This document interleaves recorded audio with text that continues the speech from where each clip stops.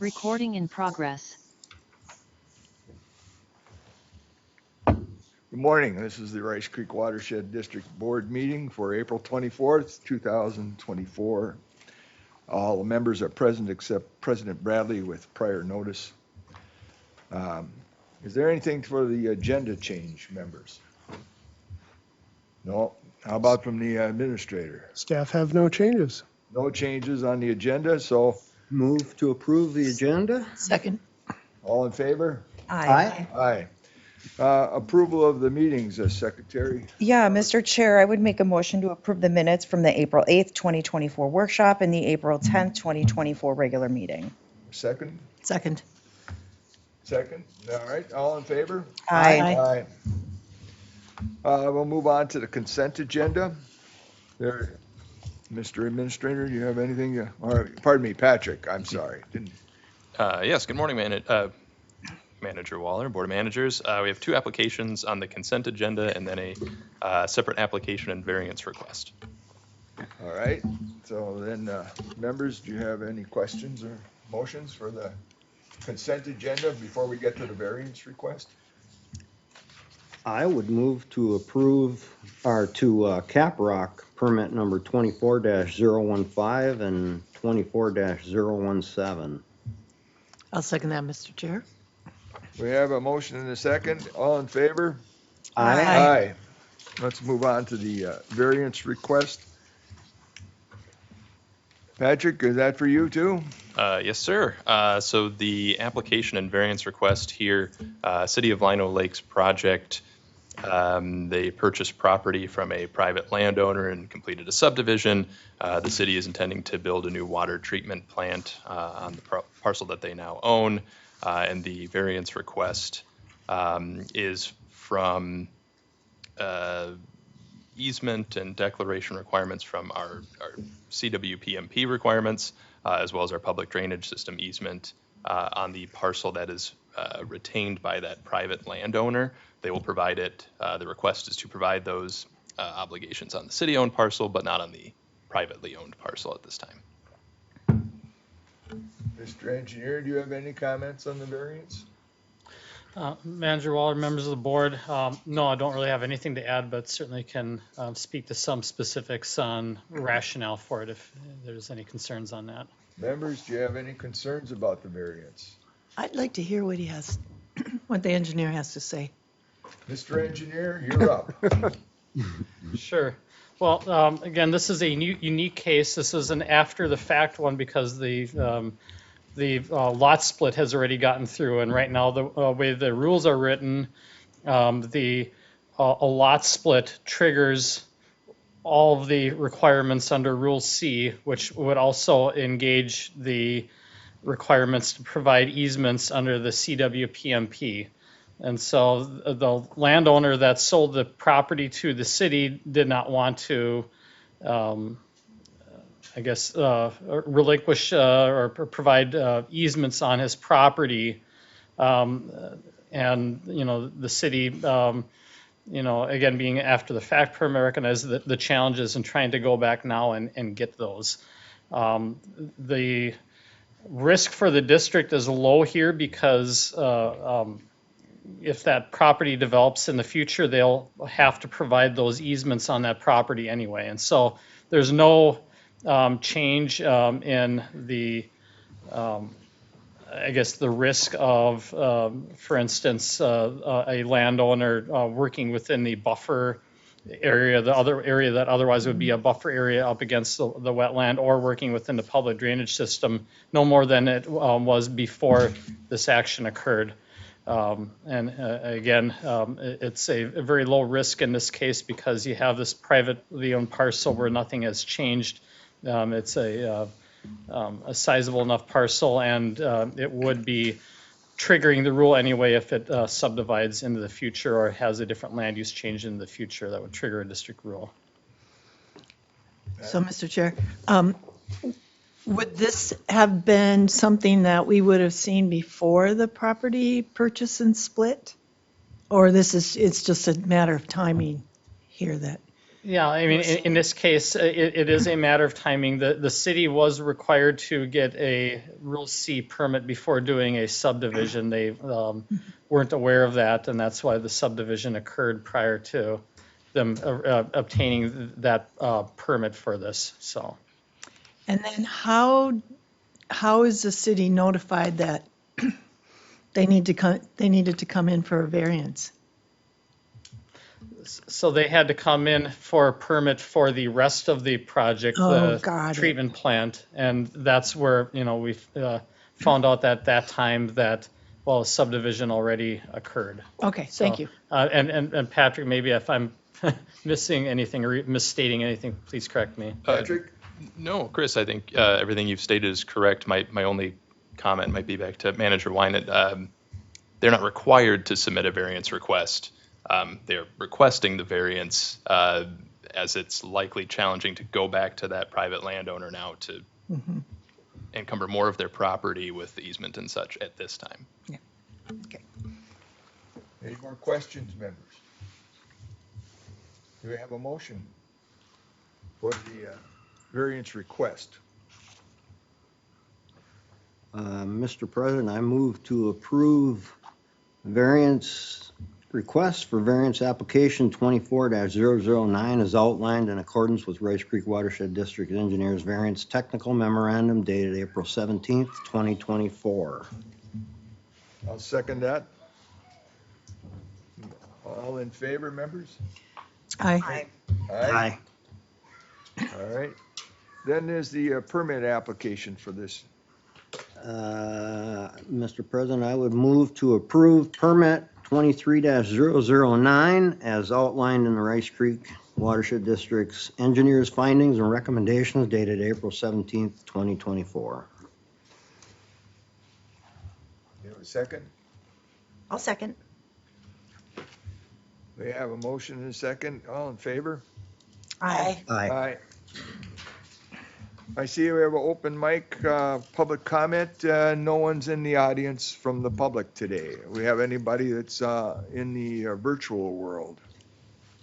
No? All right, in that case, we'll move on to items requiring board action. Ms. Kendra, you're up. It's very nice to see you here this morning. Busy day for us today with City County Partner Meeting. But Board of Managers, good morning. Manager Waller. I have the 2023 annual report, the draft version, ready for you all to read and review and provide any comments if you see something that needs to be changed or a suggestion for me. But if not, it is ready to go. So, Mr. Chair? Members? Yes. Ms. Marcy. Kendra, very nice job. It's always nice to see all the work that's been done in the watershed in one document. Yeah. Just some comments. When you identify the figures, is there going to be a figures list in the document, or did I not see it? Figures, you meaning the budget? Well, those and photos, it says figure 1. I was just wondering if there's a reference. Oh, I could create a reference at the end if need be. Okay, because some of these places, it's like they're being referred to differently than what I would have, that I would know about it. So to be able to go, maybe it's even a way to find it on the map. And one example was the Rice Creek Field Stormwater Reuse System Pond in Shoreview. I mean, that's in my neighborhood, and I'm going, okay, I know what you're talking about, but I didn't know where it's at. So for folks to look at the pictures and then be able to reference it within the watershed might be very helpful. The contents list is what you're talking about, for the list of all the figures in Yeah, a row on a page, right, so we can find right. them. So, because I don't always see it referenced in the text. So where is that Johanna Creek carp barrier? Well, we know it's by the community center. Yeah.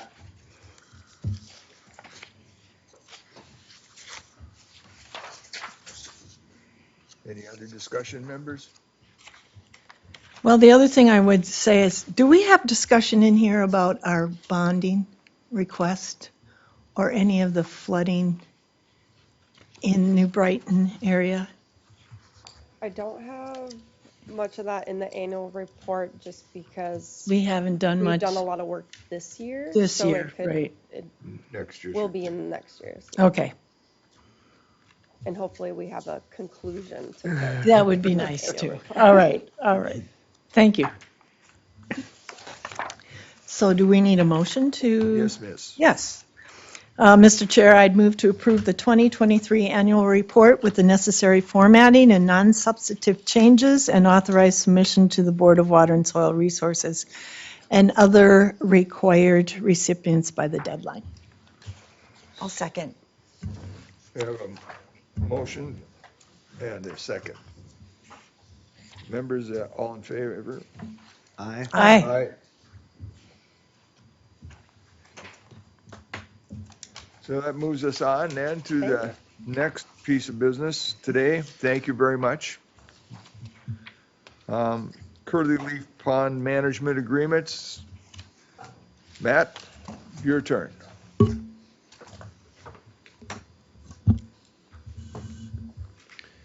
Members of the board, thanks for having me this morning. Two items for you. The first one being the Curly Leaf Pondweed Agreements. That is beginning on page 102 of your packet. I have the memo there. Many aspects of the memo look similar to last year. That's true. This is just an update. This is a program that the district has been working on for over 10 years. But the district really has been managing curly leaf pondweed, an invasive species, for more than 20 years. The reason that the Watershed District manages curly leaf pondweed, it is an invasive species, but that's not necessarily why we manage it. We manage it because it has an impact on water quality. Contributes to phosphorus loading, which contributes to algae blooms midsummer. So that's why we do it. It has an odd life cycle where it actually begins growing early in the fall, survives under the ice, and then has a competitive advantage over native plant species in the spring. But then dies and senesces about midsummer, and all of that decomposition of that organic material is what leads to that phosphorus release, and then therefore fueling the algae blooms.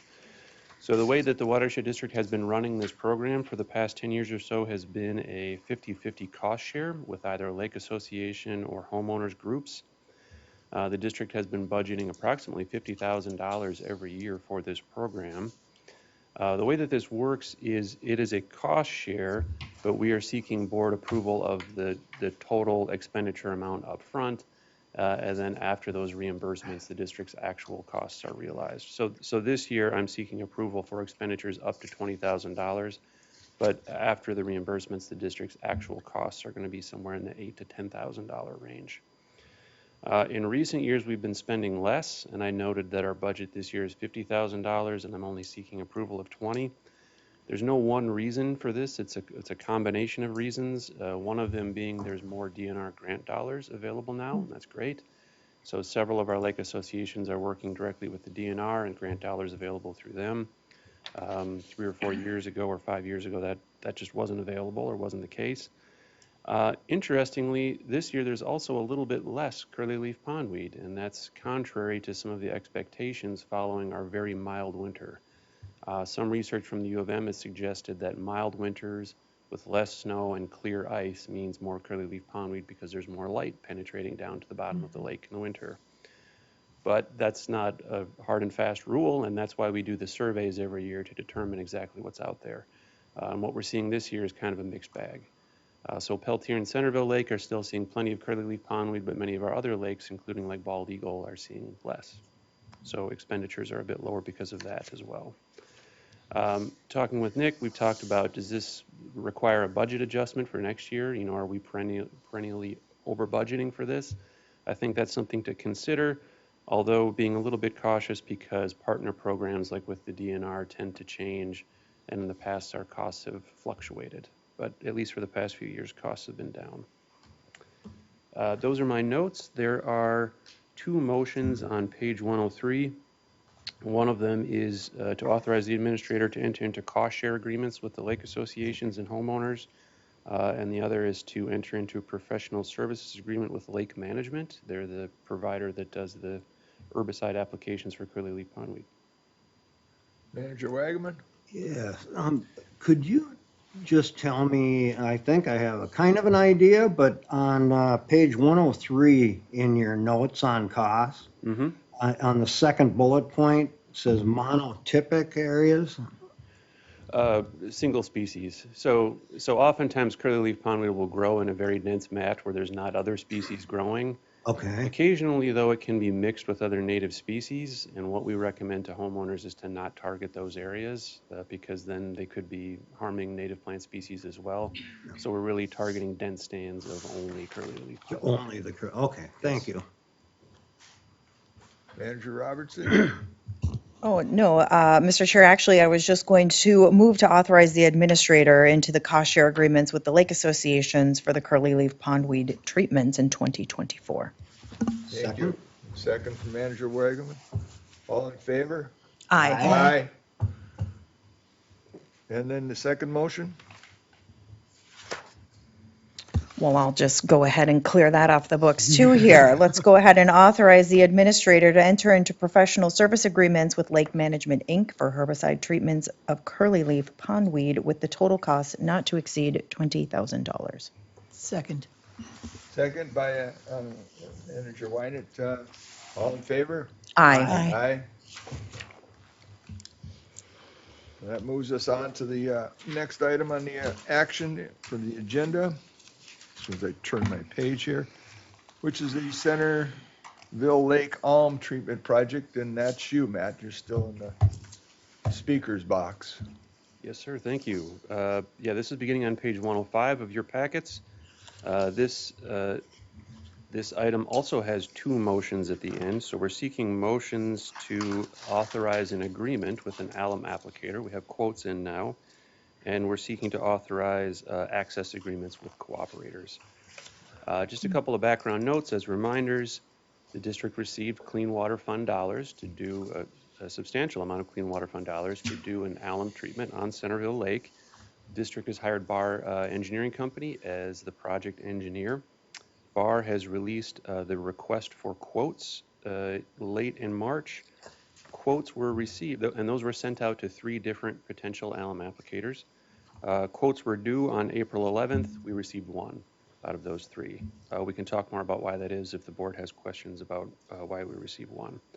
The 1 quote was from Solitude Lake Management. The crew that Solitude Lake Management is running is formerly known as HAB Aquatic Solutions. They were the company that did the alum treatment on Bald Eagle Lake. And really all of the alum treatments that you're seeing in Minnesota the past 10 years or so have been done by this crew. So we have the quote in from them. Our original budget and Barr's opinion of probable cost was $1,021,747.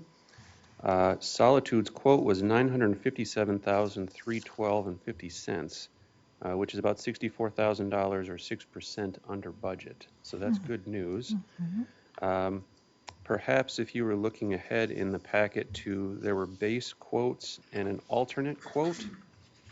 The alternate quote was for alternate access sites and alternate mobilization sites. Luckily, we're not going to have to do that. There was some concern about whether or not we'd be able to get the alum application barge in and out of the Rice Creek chain of Lakes Park because of construction that's happening on the roadway there.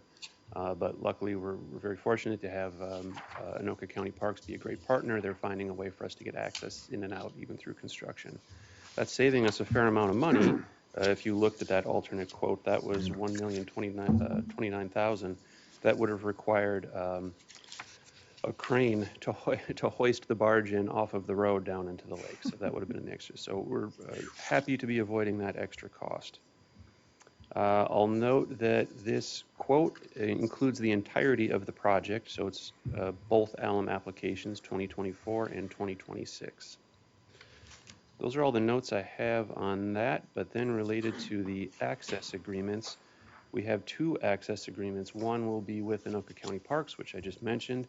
The other will be with St. Paul Regional Water Services to stage the alum refueling tanks on the east side of the lake on some property that they own. The motions are on page 106 of your packet, and happy to answer any questions. Members, any questions?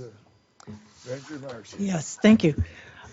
First of all, it was wonderful to see such a great turnout at the public hearing or the public meeting, information meeting about the Centerville Lake project. After that, I drove into the park, and the access problem or challenge is because they're redoing that road? Is that what, Correct, Manager And- Wynant, yes. and at this point, you're able to get access through the park road now? Yeah, you Manager may- Wynant, the construction started, I think, after that point, probably earlier this week. So the Okay. road will be completely torn up. The park is closed to the public until Memorial Day at least.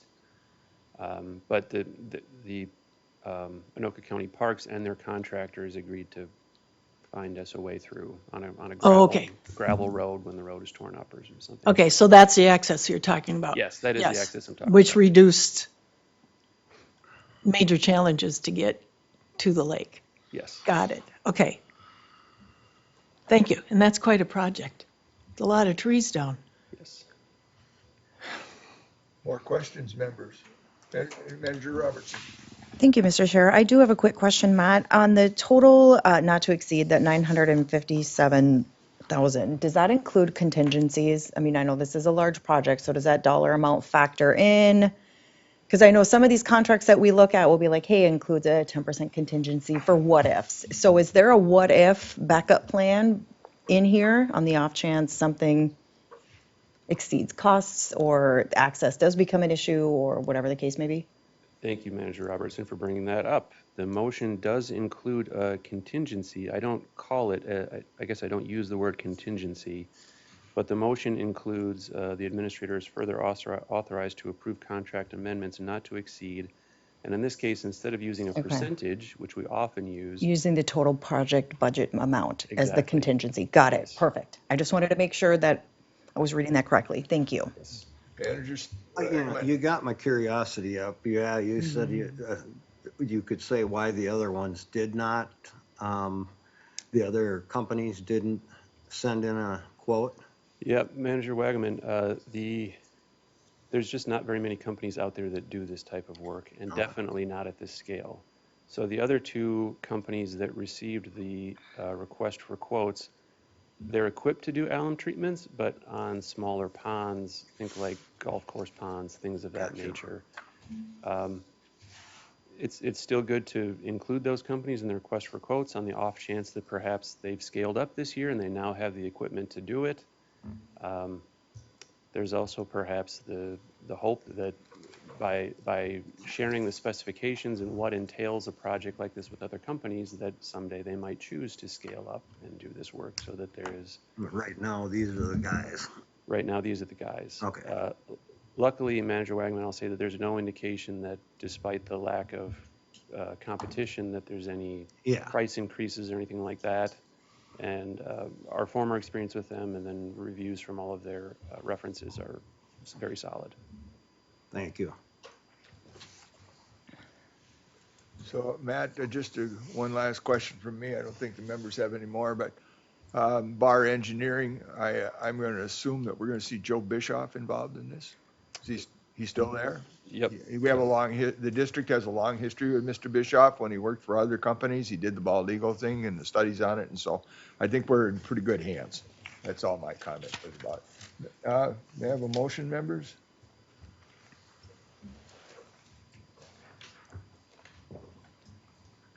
Mr. President, I would move to authorize the administrator on advice of council to enter into an agreement with Solitude Lake Management, Inc. for the Centerville Lake Alum Project for an amount not to exceed $957,312.50. The administrator is further authorized to approve contract amendments not to exceed $64,434.50. I'll second. Second by Manager Robertson. All in favor? Aye. And the next motion, sir? Mr. President, I move to authorize the administrator on advice of council to execute access agreements with Anoka County and St. Paul Regional services for the Centerville Lake Allen project. I'll second. And second by Manager Robertson. All in favor? Aye. Aye. Thank you, Matt. Mr. Chair, before Matt gets away, Hold on. yep, You can't leave. it's carp season again. Can you give us an update on what's happening in that area? Carp movement, yes. Yes, Manager Wynant, we are fully ready for when the carp decide to start migrating up Rice Creek. So far, they have not. With the warmer temperatures that are forecasted and a bit more rain, we expect that will start soon. But so far, they haven't been migrating. There is a chance today with the warm, sunny weather that we'll see some at the New Brighton Family Service Center, as we did last year, at the Johanna Creek Carp area. Right, right. We'll see. Great, thank you. Thank you. Treasurer Marcy, your report for the check register. Sure. Before I make the motion, I would just point out on page 124 that we have 3 surety reimbursements there or payments there. And you will note, if I have this right, Patrick, one of them is from 2013 and 2017. So this is, I think, a result of the look into the historic records. Manager Wynant, yeah, the 2013 project, single-family residential construction permit. It's not, this one isn't directly related to our unresolved permit effort, more of a, I don't know, developer thing that they had to address. But yes, it's great to see that project come to completion with their on-site wetland mitigation and all sorts of stuff. So. Right. So these notes on the surety release are an indication of, one step and another step and another step in development and permitting. So, Mr. Chair, I would move that we approve the check register dated April 24th, 2024 in the amount of $309,611.20, prepared by Redpath and Company, and the April interim financial statement also prepared by Redpath and Company. I'll second. A second by Manager Robertson. All right. All in favor? Aye. Aye. And that brings us to the staff reports, I think, isn't it? Yes. Who's, any reports from the staff that we have to look at? They all disappeared. Well. They're busy. Yes. They are indeed. They have a big meeting this afternoon, isn't it? Or, yeah. That's correct. Yep. Okay, well then let's move on to the engineer doesn't have any comments. He's pretty quiet over there today. No comments. All right, May calendar, any adjustments there? No adjustments to the May calendar. Thank you. Administrators updates. Yes. Board of Managers, I do have a couple items to mention. I'll let you know that Anoka County Anoka County Ditch 5362, the main trunk, we're out there inspecting, monitoring for the vegetation establishment after we finished up that project. Make sure that that takes place. We have the first closure this past Friday on our open positions. Reviewing those applications, we had a mixed bag, a good number. I think there were 18 submittals. Maybe about half of that were people who actually read the content of the posting and had some applicability to what we do at the district. So happy about that. Which position is this? That would be project manager. Oh, okay, got it. Yep. As you know, Tom Schmidt moved to drainage and facilities manager. I had discussed that the backfilling of his current position and how we might best address that. We're intending to do a technical field assistant. In other words, give him more field support. He thought that would be best, and I would agree. So we'll do that. Moving on to the I-35W flood mitigation project, the bill materials that we've developed, that Kendra developed on behalf of the district, We shared those with Minnesota Watersheds, and they did share that information with their lobbyists. So we're connecting the documents, closing the circle on that. House File 4944 now has authors of Feist, the initial Mueller, as well as Fisher.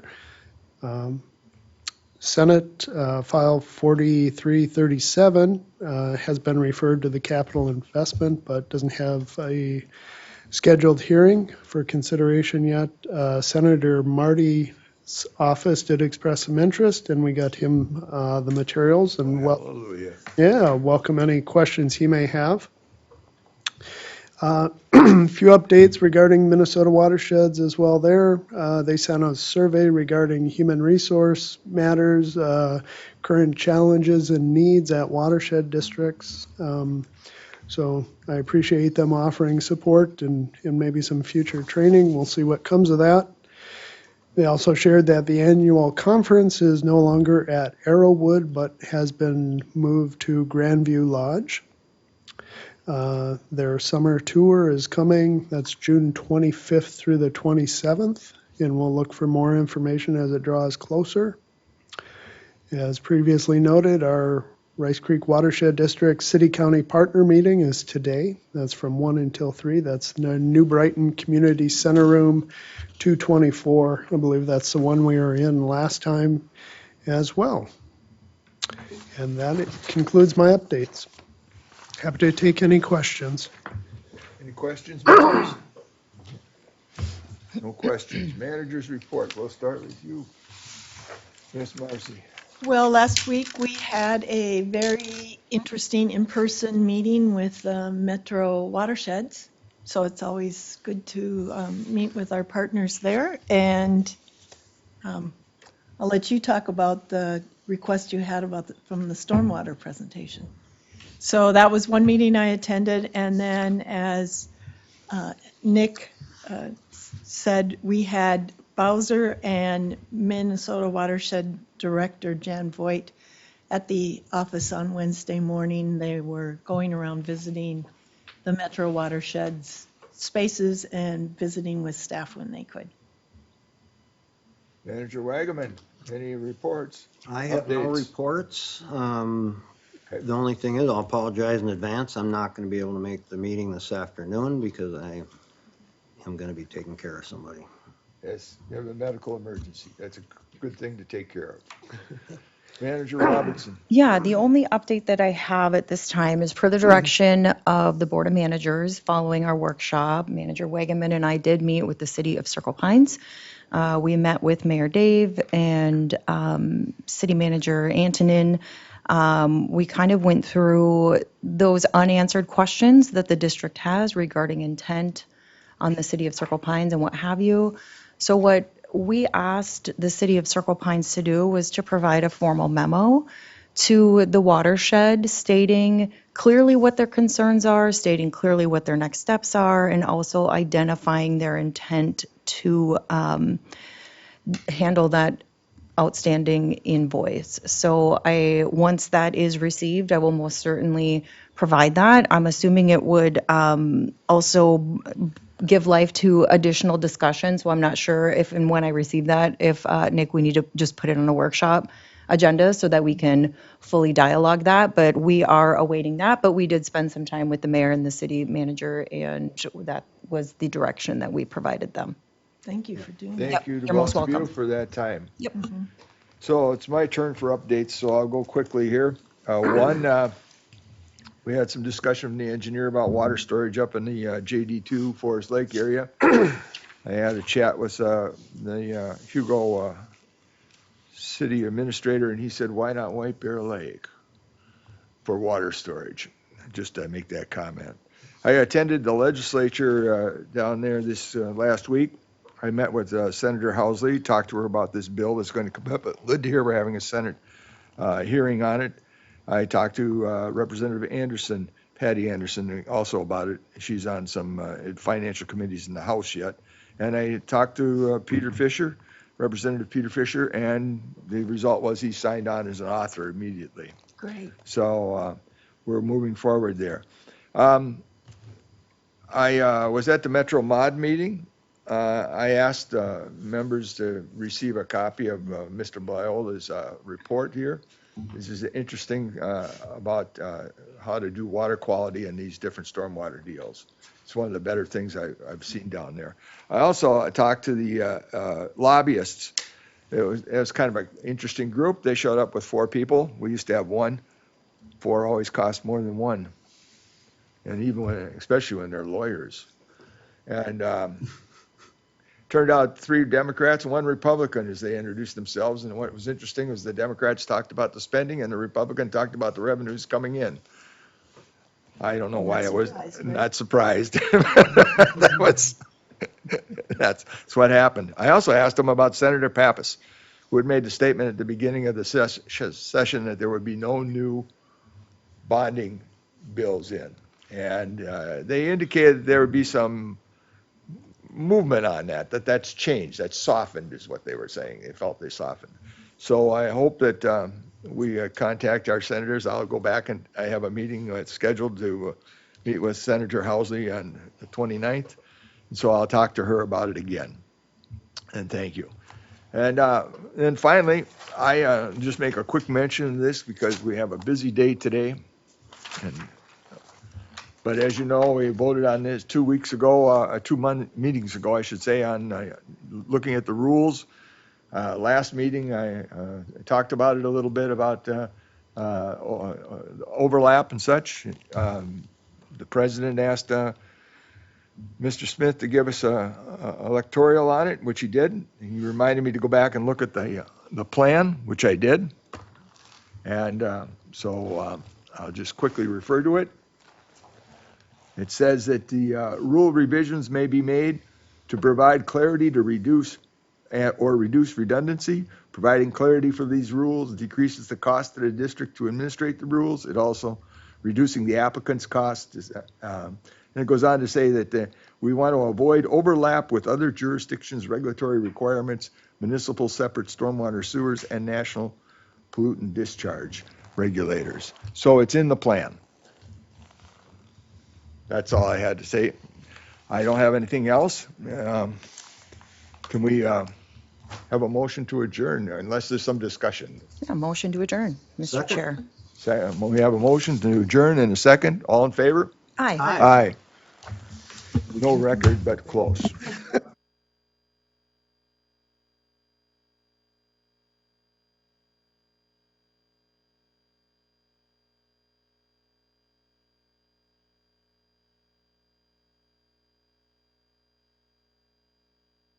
Recording stopped.